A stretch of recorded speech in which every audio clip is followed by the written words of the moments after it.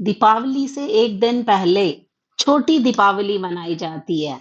इसे हम नरक चतुर्दशी के नाम से भी जानते हैं। सुबह जल्दी स्नान की यह परंपरा बुराई पर दिव्यता की विजय का प्रतीक है। यह दिन अच्छाई से भरा भविष्य की घोषणा का प्रतिनिधित्व करता है, क्योंकि बालक अवस्था में इस दिन भगवान कृष्ण पहली बार गाय चराने के लिए जंगल में गए। इसी दिन कृष्ण ने मृत्यु लोक से प्रस्थान किया था। और एक अन्य कथा भी नरक चतुर्दशी के साथ जुड़ी हुई है कि इसी दिन भगवान कृष्ण ने नरकासुर नामक नीच असुर का वध करके उसके द्वारा बंदी बनाई गई देव, मानव और गंधर्वों की 16,000 कन्याओं को मुक्ति दिलाई थी।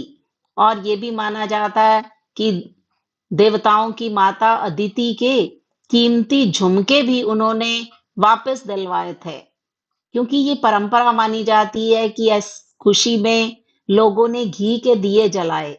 और बाद में नरक चतुर्दशी एक परंपरा के रूप में परिणत हो गई।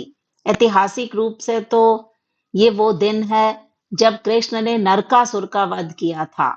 उसका मूल नाम नरकासुर नहीं था, लेकिन लोगों के जीवन को यातना दे देकर उसने नरक बना दिया था, इसलिए लोग उसे नरकासुर कहने लगे थे।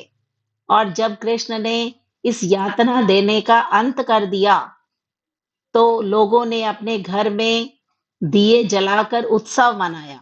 तो नरकासुर को मारने की घटना वास्तव में ये छोटी दीपावली के रूप में जानी जाती है। ये घटना 15,000 साल पुरानी है। तो लोगों ने यह समझ लिया कि साल के इस समय में उनके जीवन में एक तरह जड़ता आ जाती थी। तो ऐसा विचार आया कि अगर आप एक दिए, एक पटाखे की तरह पूरी तरह से जीवंत और सक्रिय नहीं हैं, तो अपने आसपास दिए और पटाखे जलाने से आप कुछ जाग जाएंगे। यही वजह है कि नरक चतुर्दशी के दिन सुबह 4 बजे से पटाखे चलाए जाते हैं, लोगों को जीवंत और सक्रिय करने के लिए, जिससे हर कोई जाग जाए, हर कोई जीवंत हो जाए।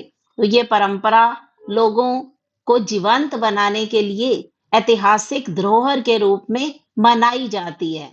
आप सबको नरक चतुर्दशी की हार्दिक शुभकामनाएं।